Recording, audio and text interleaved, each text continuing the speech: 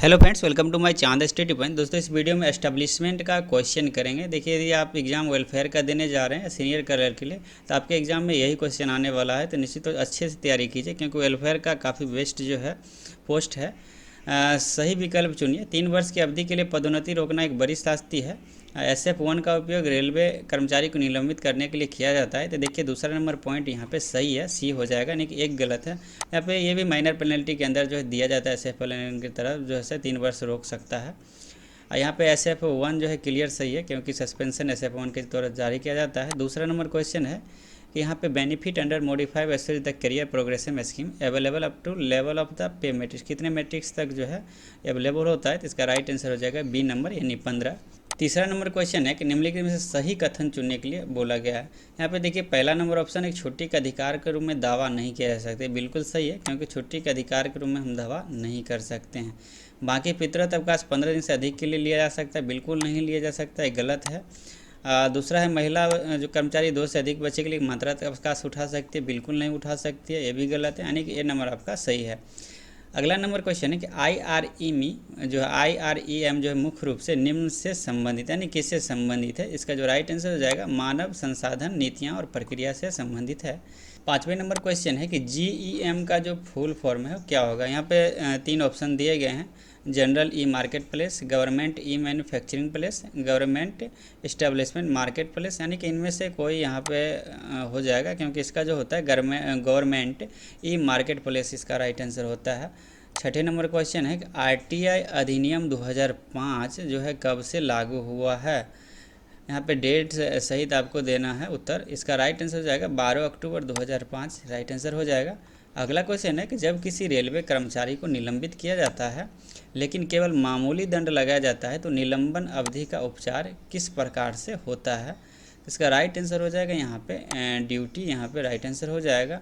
Dies non duty, यहाँ पे duty right answer हो जाएगा। LDC स्टैंड फॉर, LDCE का जो है मतलब क्या होता है, LDCE GDCE ये सभी आपको जानना चाहिए। यहाँ पे देखिए, लिमिटेड डिपार्टमेंटल कॉम्पिटिटिव एग्जाम यहाँ पे राइट आंसर हो जाएगा। नेक्स्ट क्वेश्चन है, कार्यालय संचार में ईमेल में CC का जो अर्थ है वो क्या होता है। CC का अर्थ पूछा गया है, यहाँ पे कार्बन कॉपी इसका राइट आंसर होता है। ई ऑफिस किसके लिए है, ई ऑफिस के बारे में पूछा गया है। ई ऑफिस यहाँ पे देखिए, कागजी काम को ख़त्म कर सभी फाइलों को इलेक्ट्रॉनिक कार्यालय के माध्यम से भेजना, यहाँ पे ई ऑफिस राइट आंसर हो जाएगा। यौन उत्पीड़न अधिनियम किस श्रेणी के अंतर्गत आने वाला कार्यस्थलों को कवर करता है। इसका राइट आंसर हो जाएगा सी नंबर, सरकारी और निजी दोनों क्षेत्र को इंगित करता है। SC/ST एसोसिएशन के कितने पदाधिकारियों को संभाग स्तर पर अनौपचारिक बैठक में भाग लेने की अनुमति जो है दिया गया है। देखिए, 20 सदस्य, यहाँ पे 20 मेंबर राइट आंसर हो जाएगा। CRS जो है किस मंत्रालय के अंतर्गत कार्य करता है। CRS से संबंधित इसलिए प्रश्न पूछे जाते हैं कि ज़्यादातर रेल में जो काम करते हैं वो सोचते हैं रेलवे के अंतर्गत आता होगा, लेकिन ये नागरिक उड्डयन मंत्रालय के अंतर्गत आता है। भारतीय रेलवे में सेवानिवृत्ति लाभों के संदर्भ में DCRG का जो है क्या अर्थ है, DCRG का क्या अर्थ है। इसका राइट आंसर हो जाएगा डेथ कम रिटायरमेंट ग्रेजुएटी, यहाँ पे राइट आंसर हो जाएगा। RPF का जो है मतलब पूछा गया ना, RPF का जो फुल फॉर्म है वो क्या होगा। इसका राइट आंसर हो जाएगा railway protection force. CCS conduct rules come into force on, and CCS आचरण नियम निम्नलिखित तिथियों पर लागू होंगे। इसका राइट आंसर हो जाएगा बी नंबर, यानी कि 1964 से लागू होगा। सही विकल्प का चयन करें। महाप्रबंधक जोनल स्तर पर PRM जो बैठक के अध्यक्ष हैं, मंडल स्तर पर DRM बैठक के सचिव हैं, यानी कि दोनों में से जो है ऑप्शन में से आपको कथन को चुनना है, कौन सा कथन जो है सही है। तो देखिए, एक सही है लेकिन 2 यहाँ पे गलत है, क्योंकि यहाँ महाप्रबंधक जो होता है जोनल स्तर पे बैठक के अध्यक्ष होता है, और मंडल स्तर पे जो होता है DRM होता है, लेकिन यहाँ पे सचिव लिखा गया है। रेलवे प्रशासन CGA प्रक्रिया में पारदर्शिता कैसे सुनिश्चित करता है। जो कंपोजिशन ग्रांट पे अपॉइंटमेंट होता है, इसका जो राइट आंसर हो जाएगा डी नंबर, यानी कि स्पष्ट और प्रलेखित चयन मापदंड बनाए रखकर, यानी कि लिखित परीक्षा लेकर करता है। रेलवे में कार्मिक विभाग का प्रमुख जो होता है कौन होता है, कार्मिक विभाग का प्रमुख। तो देखिए, PCPO यहाँ पे राइट आंसर हो जाएगा 20 का। अगला क्वेश्चन है कि अंतिम दंड के नोटिस पर हस्ताक्षर होना चाहिए। The notice of final penalty should be signed by, किसका यहाँ पे हस्ताक्षर होता है। तो देखिए, डिसिप्लिनरी अथॉरिटी यहाँ पे राइट आंसर हो जाएगा। 22 नंबर क्वेश्चन है कि आमतौर पर उस क्षेत्र में काम करने वाले कम से कम डैश ठेकेदारों से कोटेशन आमंत्रित की जानी चाहिए। तो 4 5 2 यहाँ पे इनमें से कोई नहीं हो जाएगा, 3 यहाँ पे राइट आंसर होगा।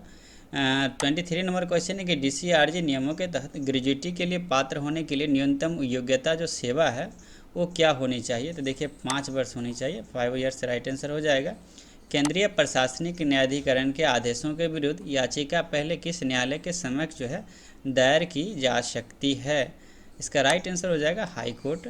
नेक्स्ट क्वेश्चन है कि RTI अधिनियम 2005 के तहत दूसरी अपील यदि कोई हो तो उसे जिस दिन प्रथम अपीलीय अधिकारी द्वारा निर्णय लिया गया हो या वास्तव में अपीलकर्ता द्वारा जवाब प्राप्त किया गया हो उसे डैश दिनों के भीतर जो है प्रस्तुत किया जाना चाहिए। इसका राइट आंसर यहाँ पे हो जाएगा। DCRG नियमों के अनुसार सेवानिवृत्ति के कितने समय बाद आदर्श रूप से ग्रेजुएटी भुगतान वितरित किया जाना चाहिए। तो इसका राइट आंसर हो जाएगा 3 महीने के भीतर, विदिन 3 मंथ्स राइट आंसर हो जाएगा। APR कितने स्तरों पे जो है लिखा जाता है। APR अभी जान भी करते हैं, APR के बारे में कुछ पहले नहीं जानता था, लेकिन लगभग 1 साल से ज़्यादातर कर्मचारी अच्छे से जान गए कि APR का महत्व क्या होता है। LDC के जो तैयारी कर रहे हैं, इसका जो राइट आंसर हो जाएगा 3 हो जाएगा यहाँ पे। नेक्स्ट क्वेश्चन है कि रेल सेवा आचरण नियमों के नियम डैश में चल और अचल संपत्ति से संबंधित नियमों का उल्लेख जो है किया गया है। इसका राइट आंसर हो जाएगा D नंबर, यानी कि रूल नंबर 18 में किया गया है। SC ST के कल्याण की देखभाल के लिए संपर्क अधिकारी जो है कौन होता है। इसका राइट आंसर हो जाएगा SPO। नेक्स्ट क्वेश्चन है कि रेलवे कर्मचारी की भागीदारी के लिए PREM की स्थापना जो है कब किया गया। तो PREM की देखिए स्थापना जो किया गया 1972 में किया गया और जोनल लेवल पे इसे जो 1977 में किया गया। तो ऑप्शन में कोई नहीं है, तो इनमें से कोई नहीं राइट आंसर हो जाएगा। अस्थायी रेलवे कर्मचारी की सेवाएं निम्नलिखित द्वारा शासित होती है। इसका जो राइट आंसर हो जाएगा, देखिए नियुक्ति के समय समझौते की शर्त होती है, जो बॉन्डेशन आप लोग को लगाया जाता है एग्रीमेंट 5 साल का।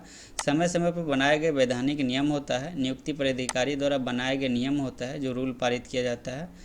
यहाँ पे उपरोक्त में से सभी राइट आंसर हो जाएगा। लेवल 2 में एक जूनियर क्लर्क को लेवल 3 में संशोधित सुनिश्चित करियर प्रगति योजना के तहत वित्तीय उन्नयन प्रदान किया गया था। निम्नलिखित में से कौन सा कथन जो है गलत है। इसमें गलत कथन जो है चुनना है। तो यहाँ पे देखिए B नंबर जो उत्तर है, जब उसे लेवल 5 में नियमित पदोन्नति की जाएगी तब उसका वेतन फिर से तय किया जाएगा, बिल्कुल गलत है। बाकी 3 ऑप्शन जब देखेंगे सही है।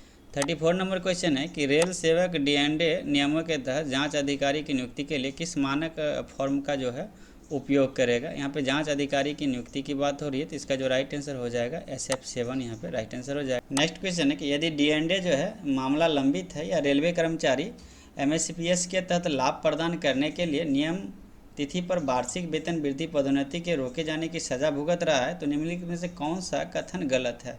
ये कथन टाइप का जो क्वेश्चन जो है पूछे जाएंगे आपको। इसका जो राइट आंसर हो जाएगा देखिए B नंबर, उसे जो है MSPS के तहत देय तिथि से परफॉर्मा आधार पर और सजा समाप्त होने के बाद वास्तविक आधार पर लाभ दिया जाएगा। अगला क्वेश्चन है कि भारतीय संविधान के अनुच्छेद 16 जिसे समानता के अधिकार के शीर्षक के अंतर्गत रखा गया है में नागरिकों के किसी भी पिछड़े वर्ग के पक्ष में आरक्षण के प्रावधान शामिल है। इसका राइट आंसर हो जाएगा अनुच्छेद 16 के 4 में, आर्टिकल 16 के 4 में है। नेक्स्ट क्वेश्चन, गैर चयनित पद में अनुसूचित जाति अनुसूचित जनजाति के उम्मीदवारों के लिए न्यूनतम योग्यता अंक जो है कितना परसेंटेज है। इसका राइट आंसर हो जाएगा 40%। नेक्स्ट क्वेश्चन है कि ग्रेड C पद गैर सुरक्षा श्रेणी में पदोन्नति के लिए निचले ग्रेड में कितनी अवधि की सेवा आवश्यक है। इसका राइट आंसर हो जाएगा 38 का जो है B नंबर, मिनिमम 2 ईयर्स होना चाहिए। गर्भपात सहित गर्भपात के लिए मातृत्व अवकाश की कितनी अवधि जो है दिया जा सकता है। इसका राइट आंसर हो जाएगा B नंबर, 45 डेज हो जाएगा, ध्यान रखिएगा। अगला क्वेश्चन है कि HOER नियमों के अनुसार रेलवे कर्मचारी को कितने भागों में वर्गीकृत जो है किया गया है।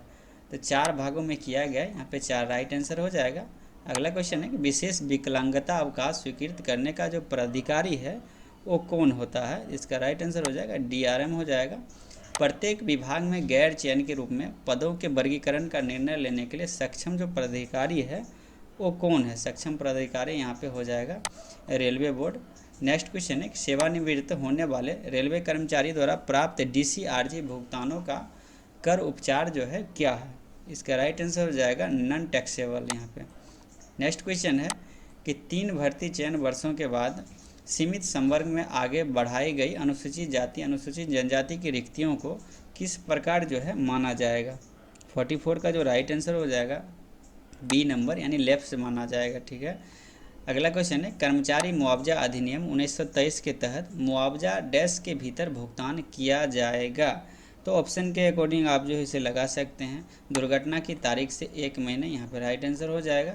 नेक्स्ट क्वेश्चन है कि जुलाई 2016 से संशोधित सुनिश्चित करियर प्रगति योजना के तहत वित्तीय उन्नयन प्रदान करने के लिए गैर राजपत्रित कर्मचारी के लिए न्यूनतम जो बेंचमार्क है वो क्या है। न्यूनतम बेंचमार्क यहाँ पे देखिए very good for the last 3 years, right answer हो जाएगा। नेक्स्ट क्वेश्चन है कि निम्नलिखित में से कौन सा कथन गलत है। यहाँ पे कथन दिए गए रेलवे कर्मचारी कार्य घंटे और आराम की अवधि नियम 2005 के अनुसार शॉर्ट ऑफ अर्थ है, आराम की अवधि जो निम्न से कम हो, ये दिया गया है। उसके बाद यहाँ पे आपको 4 ऑप्शन दिए गए हैं। चौथे ऑप्शन यहाँ पे निरंतर श्रमिकों के लिए 11 घंटे, यहाँ पे जो इसके अकॉर्डिंग राइट यहाँ पे गलत उत्तर हो जाएगा, बाकी तीनों सही है। गहन श्रमिक के लिए 12 घंटे, जो आपका कंटिन्यूस वर्कर है उसके लिए 10 घंटे, 8 hours for essential intermediate workers के लिए हो जाएगा।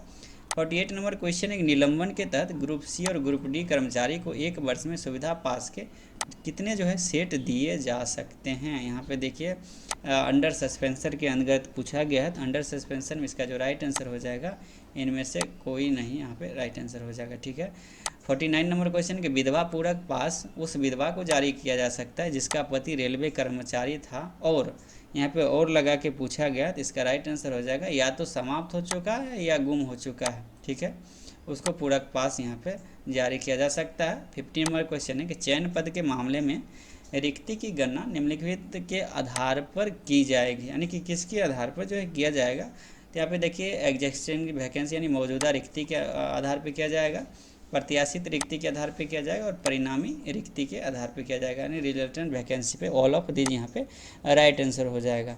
तो आप लोग चांद स्टडी एप्लीकेशन अभी तक डाउनलोड नहीं किए तो उसे डाउनलोड करके वेलफेयर का कोर्स है वहाँ जरूर ज्वाइन कीजिए, यदि आप वेलफेयर की एग्जाम देने जा रहे हैं तो। धन्यवाद।